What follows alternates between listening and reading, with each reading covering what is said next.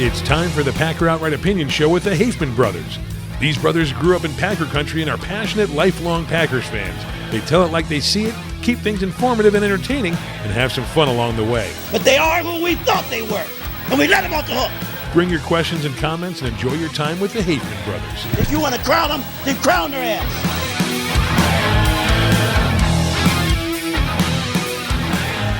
The Packers did it again. They won. They won again. They squeaked out. Squeaky, squeak. Last two games, won by a total of 5 points, but a W is a W, right? And this one had to go to extra time, too. Well, the thing that was interesting to me is after watching the game back again, it wasn't nearly as bad as everybody seems to think and talk that it is. Like, all I've heard is, and the other thing that's really weird is this: if Aaron Rodgers' two halves were flipped, if he started off hot and ended up bad, everybody would be talking about Aaron Rodgers. Yep. But instead, everybody's talking about the run defense for some unknown reason because they're giving up a whole bunch of yards per carry. Well, okay, if Rodgers doesn't throw that pick six, and if Kenny Clark doesn't have a penalty called on him after Reed and Preston get a sack together, it would have been 2nd and 16 from the 35-yard line. I'm thinking the Packers are pretty good there. But instead, because of Kenny Clark's penalty, it was 1st and 10 from the 50, which ended up leading to the, delay of game, not delay of game touchdown that happened. So, I mean, really, the Packers defense only gave up 10 points. And if they would have had a big lead, they wouldn't have to worry about the run.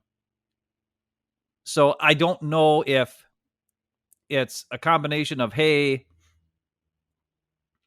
the Packers defense sucks at run defense, or if it's just the Patriots put 6 offensive linemen in there and the Packers, didn't combat that with putting more guys inside, but they didn't want to give up a big play to a team that really doesn't have big play capabilities. So I totally understand what Joe Barry was doing, and he's been getting ripped on all week from everybody under the sun, and I don't quite get it. I mean, take away the pick six, Packers win convincingly. Take away the Kenny Clark penalty, Packers destroy them on defense. I'll give up 10 points. So I don't understand it. Let's just be cool, everybody. And, watching the game back, yeah. I mean, there's some issues, okay? I think Devondre Campbell is not getting off blocks at all. What? In Pro the Bowl, game. All-Pro? Wasn't he All-Pro, Devondre Campbell, last year? Yeah, well, he's not playing that way. And he's doing some weird, I don't know what's going on with that. Dean Lowry got destroyed on a couple running plays, Like there's one play where I think he gets shoved 6 yards in the back, 6 yards back.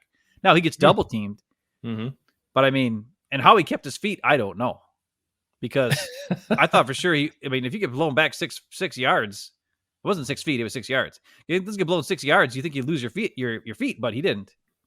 So I don't know. That's just from what I'm hearing from all the reporters. Everybody's talking about how the defense, the defense. Oh, what happened second half of the defense? Well, they gave up 14 points, or not even. I don't even know what it was. Yeah, 14 points the second half. Or no. Yeah, I don't even know. Don't you think people are freaking out because it was a rookie third string quarterback that they ended up playing against pretty much most of the game. So everybody's like, but that rookie third string quarterback, he's got some talent. The kid threw it all over the joint in college, and and on top of that, the Patriots are committed to the run, and not many NFL teams commit to the run, but they do, and the Bears did. So that's part of the reason why they gave so many rushing yards against those teams, because those teams are like, we're running the ball, and we're going to keep running the ball. And if you stick with it, a lot of times it works. Yeah. Well, Corey here is in the comments is saying Sean Gary is looking like the best player on D, and I mean, he looked dominating. He dominated that right tackle when he went up against. I don't know who this right tackle is, but he blew past him with speed. He ran over him with power. Don't forget Rasul. Well, Douglas is my favorite player. I think he's the best overall player, but Gary got more talent, I think, than Rasul Douglas has. And just remember, neither one of those guys are captains, by the way. Well, they're the two captains. They're the true captains of the defense. Kenny Clark, or I don't even know who was the captain. Let's talk Kenny Clark. Listen, just so you know, I watched the tape again. Kenny Clark was not as bad as I thought. Really? He actually did okay. Because to me, it seemed like he got blocked the whole game. Like it did seem that way, but after watching the all 22, Okay. He got off blocks. Did he make any tackles or any plays? He made the first tackle of the game, I think, actually. But after that, no. But I mean, it wasn't like he was getting destroyed by one guy all the time. Like I thought that's what was happening because you didn't see him make any plays. Mm-hmm. But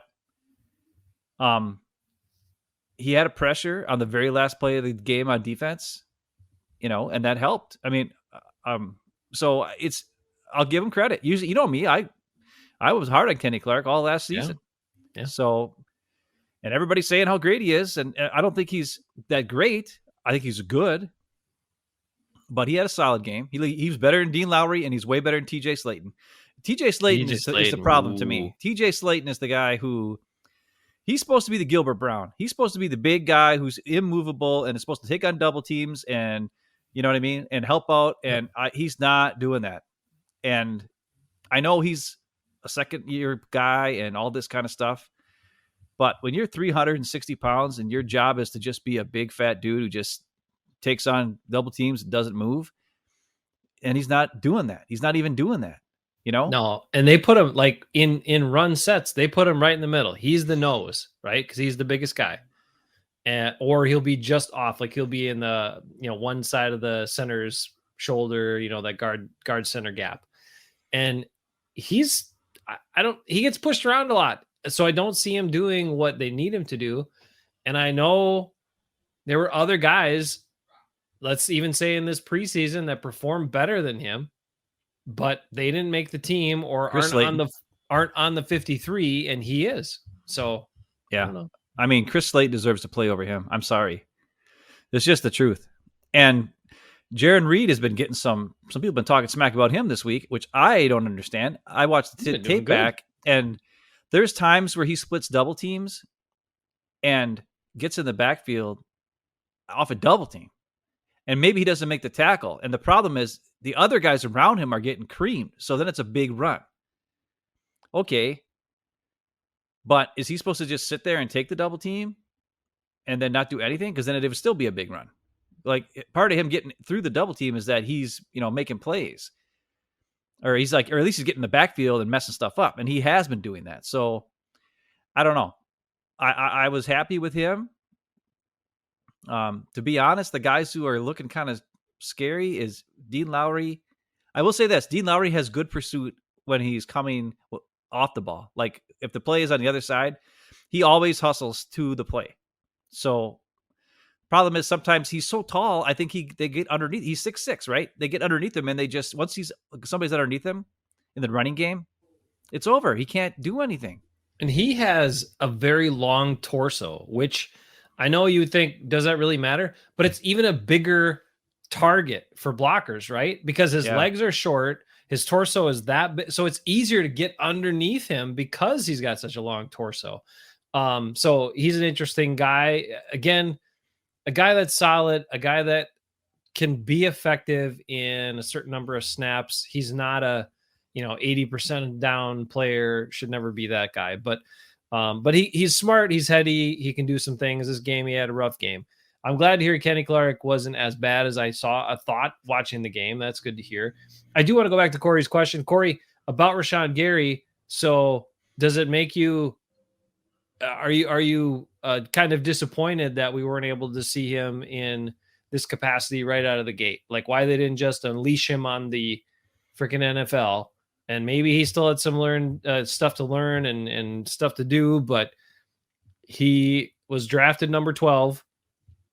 We had Zadarius Smith, so he played, and Gary got limited snaps that first year, and that kind of slowed him down and whatever. One thing about Gary that we didn't see from Zadarius Smith, except a couple times against the Packers, was on running plays that go away from him. Yeah, he had a really where they leave the end guy unblocked. He crashes hard. And I sent a message about that. I'm like, Gary crashes hard on those plays. So when he's unblocked, yes, you have outside contain. You're the end guy on the line. But if you recognize the ball's away from you, you can crash hard. And if the offense leaves that guy unblocked because basically they figure the timing of the play, the running back's going to get to the hole before that guy can actually pursue and get down the line and get to the running back. But Rashawn Gary is showing you, you might need to you might need to chip off before you go in the opposite direction, because he is pursuing hard, crashing hard, and making tackles in the backfield. Yeah. I mean, there was a couple of plays like that. And also, Preston's not too bad at that either sometimes, but he's a little bit slower and he doesn't quite get there. He doesn't necessarily crash quite as much. He's a little more make sure of my responsibility. He doesn't recognize it as quick, maybe. So, and Corey's bringing up the Adrian Amos injury, which I have to be honest, I don't think Adrian Amos is really a box tackling safety. He never has been since he's been here. He's just a solid guy who's okay and he knows what's up, And after watching the film, I thought Rudy Ford made more plays than Adrian Amos usually makes in a game, to be quite honest. Rudy Ford was everywhere. He was all over the place. The only thing that sucked is he wasn't able to play special teams then because they took him off the gunning responsibilities and they gave that to Jean-Charles, and he didn't have the same effect that Rudy Ford has on the gunning plays because Rudy Ford was forced to play every single down at strong safety then. So that's actually that's the problem with Amos getting hurt, was that Rudy Ford wasn't able to be our flyer or gunner or whatever on special teams, who I brought up last week as my, silent but deadly player of the game. It was Rudy Ford. And he came out and played great, I thought. So I don't think Amos going down was that big of a hairy deal. So that, as far as defense goes, and watching back the film, it wasn't that terrible. The touchdown pass was a miscommunication, and it had something to do with, I've got the video for later, but it's got something to do with Campbell and Nick and Nixon, where they kind of just didn't back up. They didn't back up far enough in their zones, and they're kind of both in the same spot, and neither of them were in any place to make a play. And I think one of those two is the guy who was in the wrong spot. I don't know who or what or when, but and then, there's wide open, and that's just the way it goes. We watched it against the Vikings a whole bunch. Mm-hmm. They play this zone defense, and then these teams do these crossing patterns, and, they just let a guy go. They just don't. I don't know. It's weird. On the other side, we're going to come back and we'll talk more about the unsung hero of the game of the week. We call it something different. Hafen Bros Packer Outright Opinions. Stay strong and face each day. Or choose the coward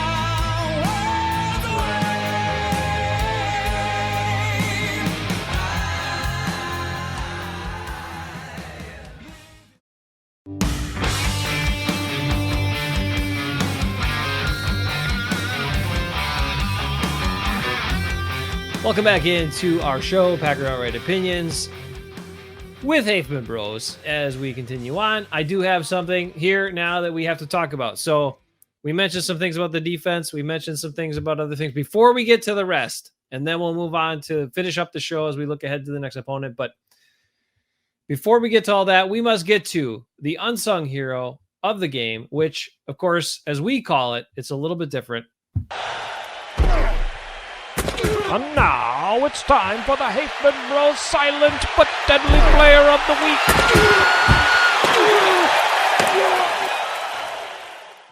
All right, so what do we got here, Ben? Silent but Deadly Player of the Game. Last time you went first. This time I will go first. All right. And it's a guy we talked about very briefly, but a guy that I really like what he's doing. Not Jaron Reed, like a lot of people said early on. It's Jaron Reed. And Jaron rhymes with Darren, is doing pretty well. He's splitting double teams. He's making penetration on plays when he can. He's beating one-on-ones. He's a force, I think, against the pass. He's getting push. He's pushing the pocket pretty regularly.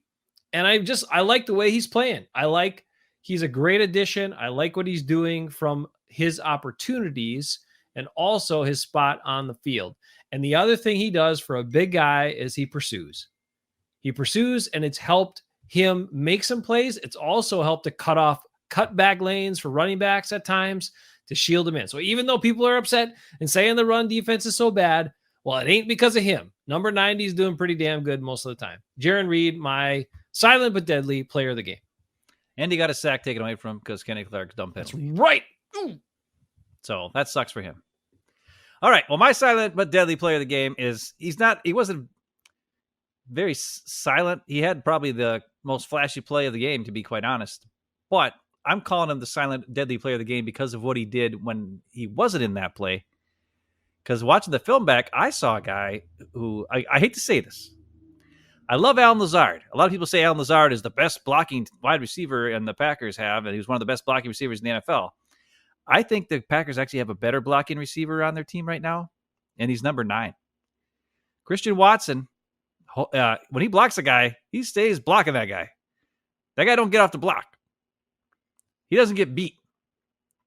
And that's my side of a deadly player of the game, because he had a couple really good blocks on long Aaron Jones runs to the outside. And then, of course, he also had his huge, awesome speed end around for the touchdown. And they tried that again later on, but the defense of the Patriots, like, yeah, we're not falling for this again. We're not letting him, get scot-free like that one more time. We're keeping our eyes on this guy after that touchdown. So my side of the player of the game, Christian Watson, I think nobody's talking about him because, Dobbs is getting all the pub because he's getting all the catches and all this kind of stuff. And Allen Lazard had a great game, by the way. I think Allen Lazard had an awesome game.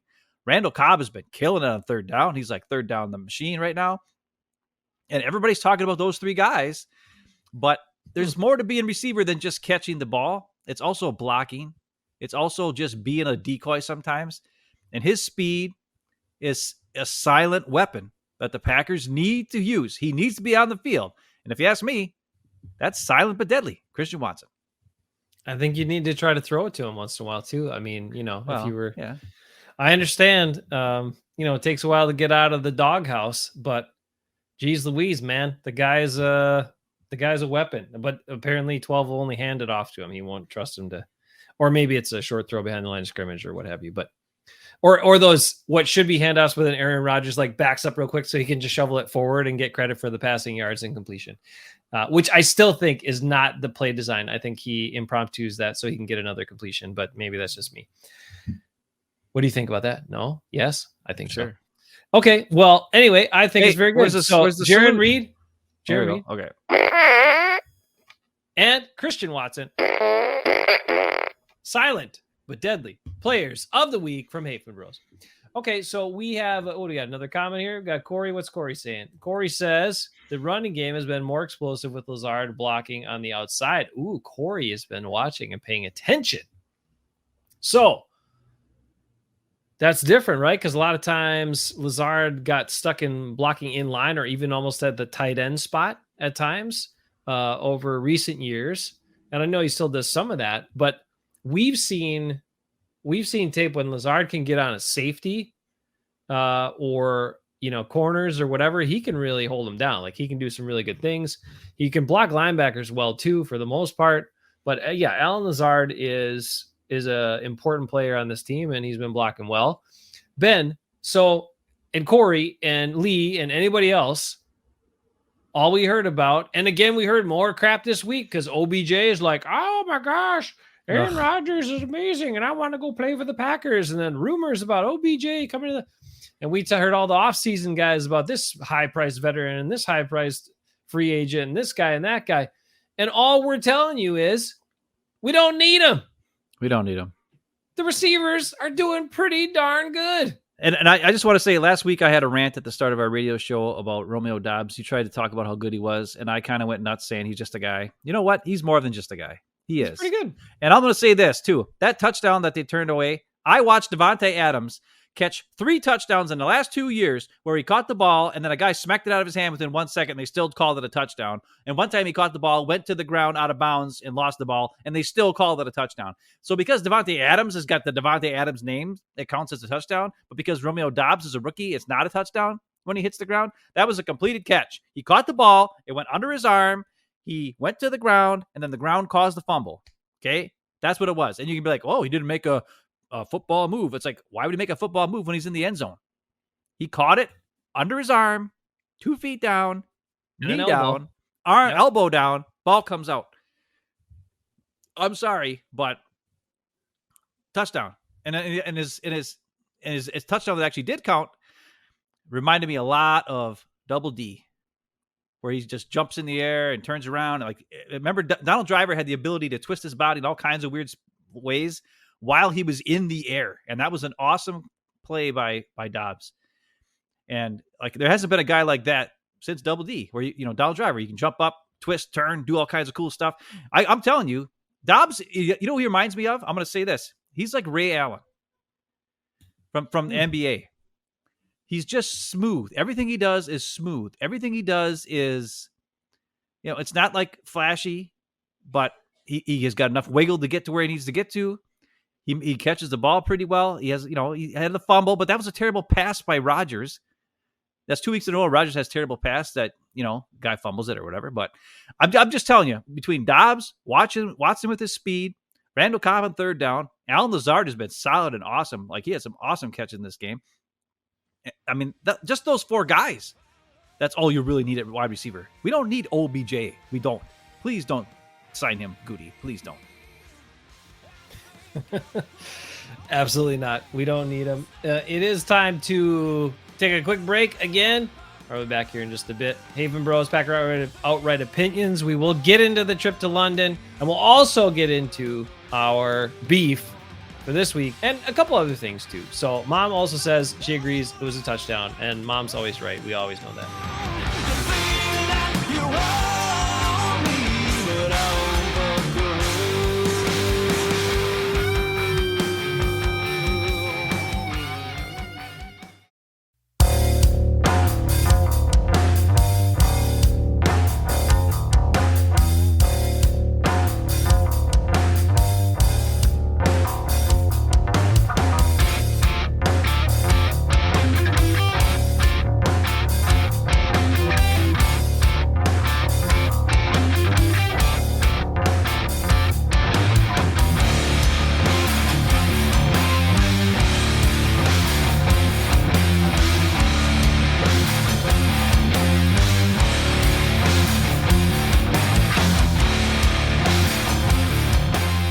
We are coming back here with our big piece of the show.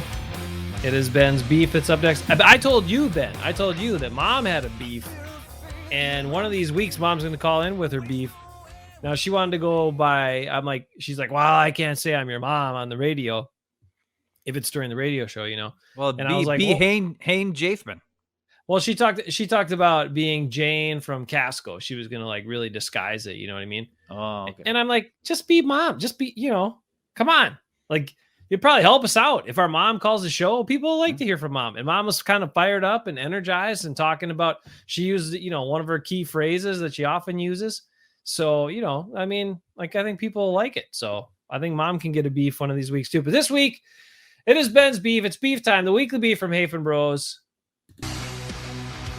Got a beef to pick with you. You want some beef or what? Yo, what's your beef? Come on, man. Okay. It is time for the beef of the week. Beef of the week? I don't know. I'm still not set on exactly what to say or what to call it. But it's time for Ben to take over the show and give us his beef for this week from this past week's game. Or maybe just a beef that's been hanging around for a while. Is it like an old stinky beef, Ben? Or is it a recent beef? What is it for you? I don't know. I think it might have been expired, Expired. And it's been sitting in the fridge for a long time. It's got some mold on it, but it's still accountable. It's still something that happens. I'm going to ask you a question. What is in common between all these players I'm going to name? Are you ready? Devontae Adams, Elton Jenkins, Kenny Clark, Jair Alexander, Josh Myers, Devondre Campbell, Adrian Amos. Tell me something that's a common denominator with all those players I just named. Adrian Amos. Amos threw me off. I thought I was on to something. Sorry. Okay, I'm still going to go with my initial thought. My initial thought was overhyped. Exactly. But not overhyped by fans, not overhyped by media outlets, overhyped by the Green Bay Packers and Green Bay Packer local reporters. This is my beef.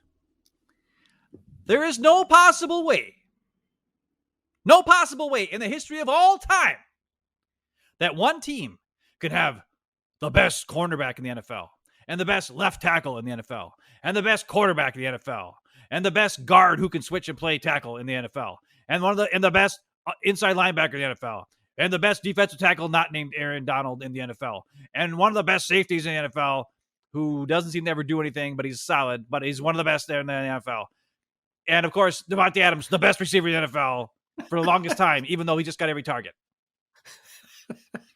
There's no way that they could all be on one team. Yet that's all we hear about as fans.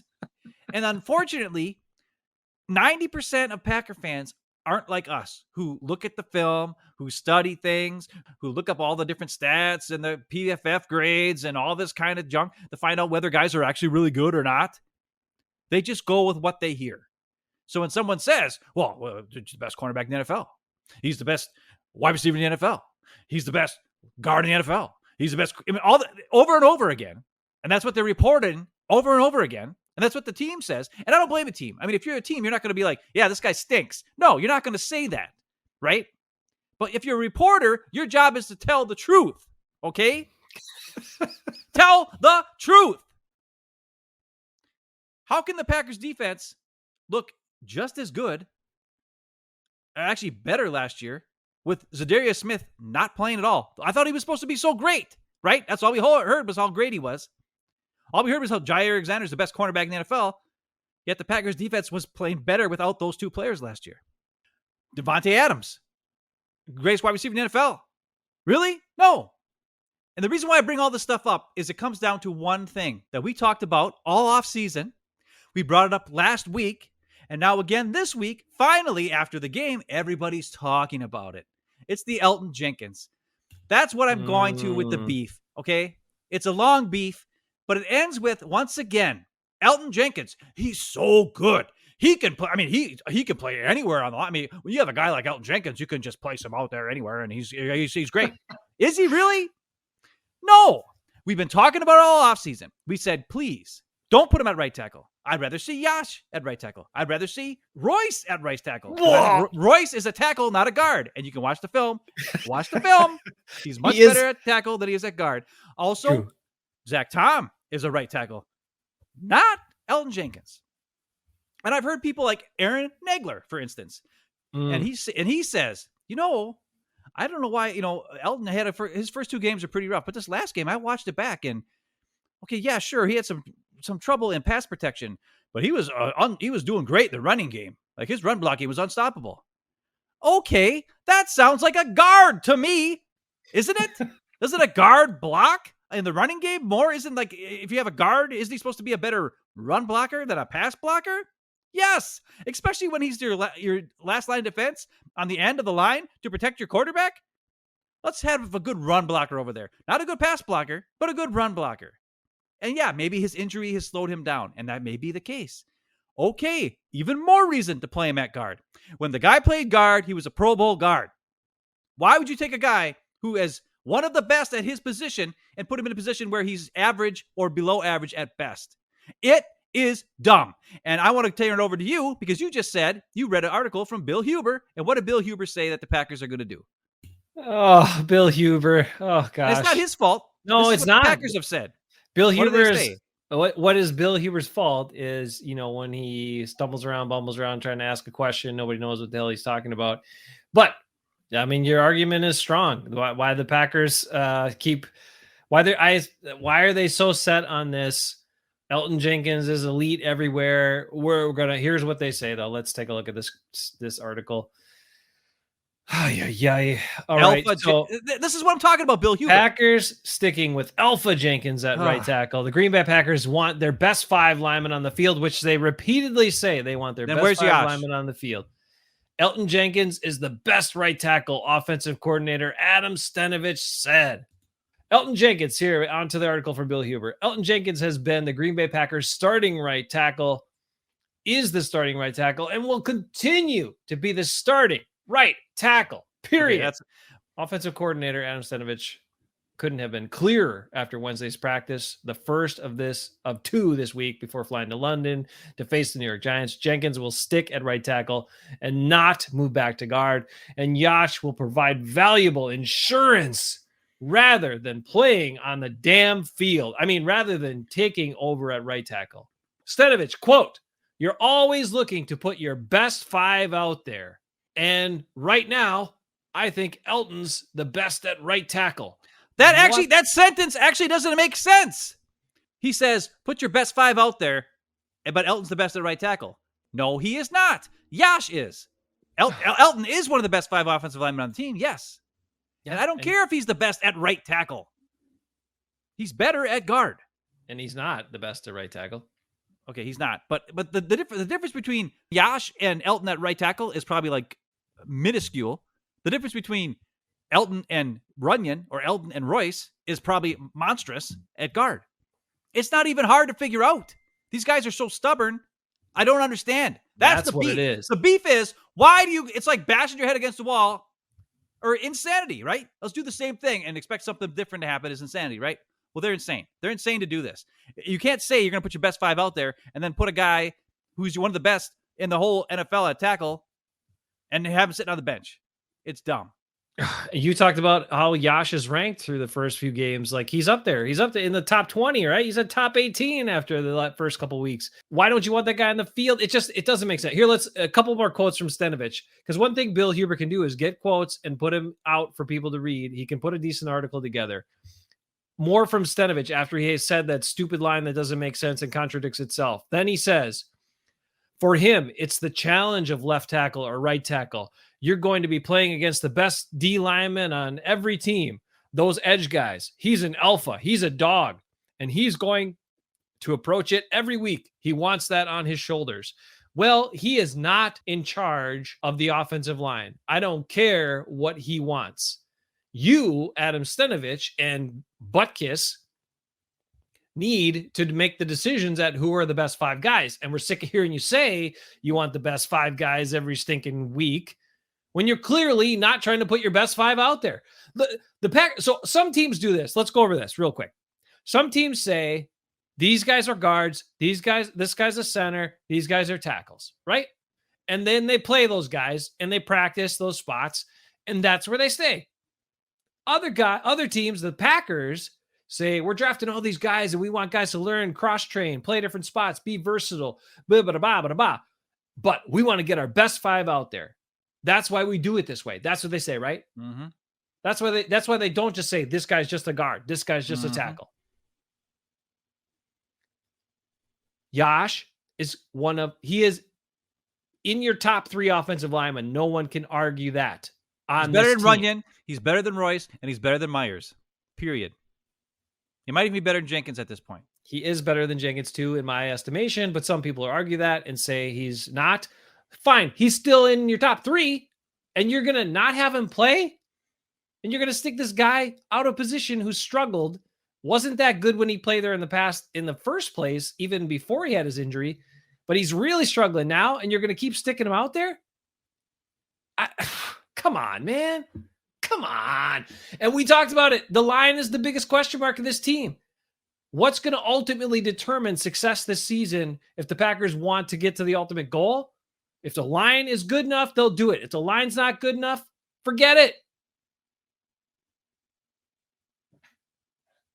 I didn't mean to hijack your beef there, but Jesus. And why do we got to talk about it every freaking week? I'm sorry to talk about the offensive line again, but the offensive line is the biggest problem and the biggest thing they need to get right. And right now, they're making the wrong decisions again and again and again, just like they did in last year's playoff game after Yash played great. And they're like, get to the playoffs. Oh, no, let's put our experienced tackles out there. Billy Turner will hold it down. Yeah, Billy Turner stinks. Dude. All I know is this. Frustrating.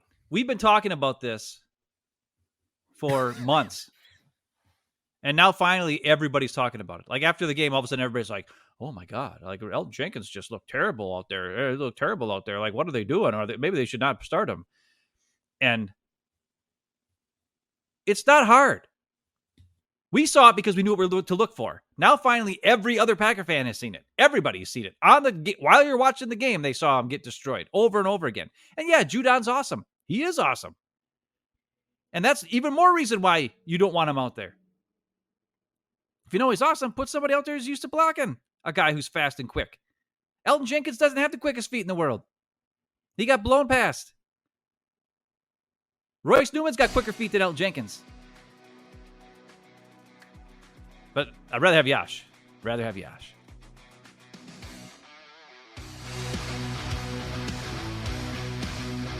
How many times we got to say it before they get the message? Somebody get it right, Green Bay Packers. We'll be back in just a bit for more.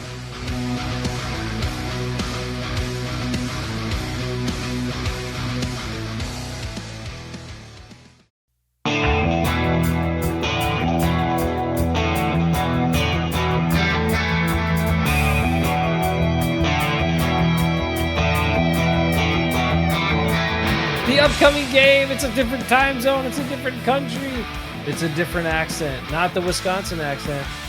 They're the last team to go overseas. It's crazy, right? They avoided it out so of all long. the teams. Well, it's because they didn't want to have. Well, they want to give up a home game. The other thing was other teams didn't want to give up the Packers coming to their stadium because it sells out. So they're like, no, we want the money. So we are not going to give up that Packer game. But it's exciting. It's cool. I'm excited to wake up at 8:30, watch the game at 8:30 or 8 o'clock. Wake up at 8 o'clock or whatever it is, and I'm sure for guys like Balaz and other people over across in Europe and stuff, they're probably maybe they care, maybe they don't care. But it's and I don't know how hard it is to get over there. I know it's probably like driving from here to Ohio or something. It's not that you got to drive on the wrong side of the road and the wrong side of the car. Yeah, well, those guys know how to do that. It's not that hard for them. It's hard for us because we're morons. But for them, they're used to it. They know how to do it. Well, I think when I was in Holland, they didn't drive on the wrong side of the car or the wrong side of the road. Really? Yeah. So it's like England. They want to be different. That's why they that's why they didn't switch to the metric system. That's why they still went with feet. And everybody else is like, we're going to metric because it makes more sense and it works and numbers are add up correctly. And we're like, no, England, we're sticking with feet. What was that? Wasn't it like the size of some king's foot? Was the original reason why it's called a foot? Yeah. Screws up all the math. If you ever had to do carpentry work and I'm crappy at math and I got to do those like super minute fractional measurements, like that's where I always screw up my carpentry stuff. That's why I had to be a rough carpenter and not a finished carpenter because stupid feet. Metric system would have been easier, but no. Jolly Ole England. That's weird. It's Jolly Ole England, bro. Jolly Ole England. I don't know. I'm excited. I'm excited to see this game. Too. The Giants are 3-1. Let's see. I've seen some. Lee points out tailgating with coffee and breakfast instead of burgies and beers. I'm still gonna drink soda because I don't like coffee. So I'll still drink soda and I'll probably still have Doritos or something because I don't care what time it is. I'll eat Doritos and soda any time of the day. Sorry. I will be having, this will be the first time I'm having my coffee during the Packer game. So that will be kind of different. Yeah, it's good. I like it. Well, it's, let's get into the game a little bit. I mean, we saw Giants, Giants, 3-1, 2-3. They're not that great. I know they're not very good. I think I've seen all their games somehow for some reason. I don't know why, but they've always been on TV around by me for some unknown reason. And they kind of stink. Their quarterbacks both got hurt the last game. It was crazy. They were running like Wildcat with Saquon Barkley in the backfield and Daniel Jones, who hurt his foot. He couldn't like run, so he had him standing over at a wide receiver, but he just stood there for a while after Tyrod Taylor got a concussion. And because he was their backup, came in after Jones got hurt.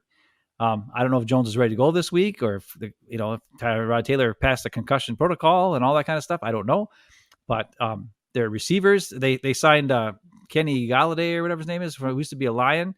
And from last year and this year, the new coaching staff and him have not gotten along. Like he doesn't even get in the game. He gets all whiny and he's dropping passes left and right, and they don't even play him anymore. Like he's not even active for this week. And they had injuries to multiple, like 3 other receivers already. Shepard had that terrible injury. My guy Shepard. Wandale got hurt. So they're decimated at receiver. Like if anybody should get OBJ, it's the Giants should get him back because they got nobody at receiver, but they won't obviously because of the whole mess that happened with him. But But that's the thing. And guess who they're in? Saquon Barkley's back, and he's healthy, and he looks like Saquon Barkley from 4 years ago, and it's kind of scary. And everybody's talking about the Packers' run defense, and that's what we talked about at the start of the show. And yeah, okay, we're scared about that a little bit, but that's really all they got, Yeah. So if we can just hone in on that and be smart and play together and maybe get some beef out there. And some people have brought up the case of a couple of years back when we played the Titans, and everybody kept saying, "Oh, Derrick Henry's going to run all over us," and then guess what? The entire game, we played 3 defensive linemen the entire game, no matter what type of guys they put in there. They smacked them, they held up, and they did a great job. So, and then the Giants' defense is not that great. They're not that fast. They're not that great at covering guys. I don't think it's going to be an issue. They should cream them. Let's go. They really should. Go. The variables are they're playing in a totally different weird time, different country, different field, all that sort of stuff. But it shouldn't matter. The Packers should win this game handily. If they don't, I think what's going to have to happen is probably you might hear something sort of like this. So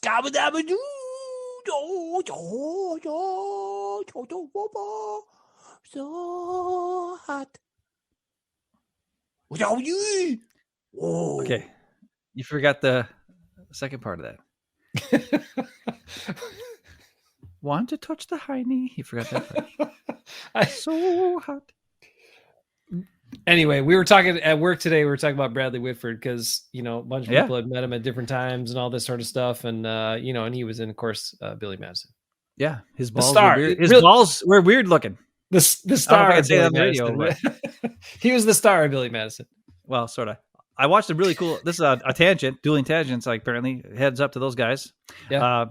I saw. We were watching something. I think when Mom and Dad were here visiting, and it was Bradley Whitford, and he was doing like a thing about his history of his family or whatever. And they were going through the Civil War and all this stuff, and he was going to all these different places, finding out what his family did and his great grandpa and his grandpa's brothers and all this kind of, and it was a really cool, it was like an hour long show about him going through all this stuff. And it was cool. I watched the whole thing, me and Mom and Dad, and Bradley Whitford, and it was kind of cool. So heads up. It was cool. Yeah. He was tracking like Oh, you saw it too? Yeah, I did. It was awesome. Yeah. Very cool. Anyway, Bradley Whitford from Wisconsin, one of the Wisconsin treasures out Tony there. Tony Shalhoub, Wisconsin treasure. Wisconsin treasure. Tom Wopat. What else you got? TJ Watt. JJ Watt had some crazy like heart thing, and then got his heart shocked back into rhythm or something, and then went and played. I don't know. It's crazy, man. They're crazy. And Tom Brady is probably getting a divorce. There's all the updates around the NFL as we wrap it up. Okay, so that's why he's playing so bad. Well, yeah, anyway. He said, he's like, people, remember his press conference when they asked him why he had to take off for that whole week? And he was like, yeah, sometimes you go through stuff and it sucks and blah, blah, blah. Well, now we know why. Yeah. That would suck too. Aaron Rodgers is never going to get a divorce because nobody will marry him. Oh, did I say that? Sorry.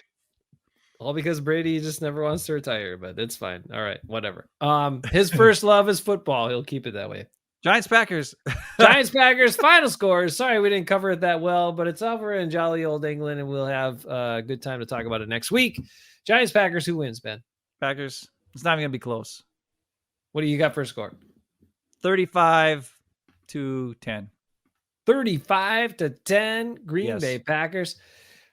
That's a good score. I like it. I think I'm gonna go 34-20. So Packers win again. They will be moving on to 4-1. They will be officially number 1 in the division because somehow the Vikings will lose or something to that effect. And possibly number 1 in the entire NFL, in the history of the NFL. Right now they're tied with the Bears with the most wins of all time, 785 or something like that. So if they win and the Bears lose, Packers will be number 1 alone, most wins in the history of NFL all time. Packer outright opinions and facts here on our show.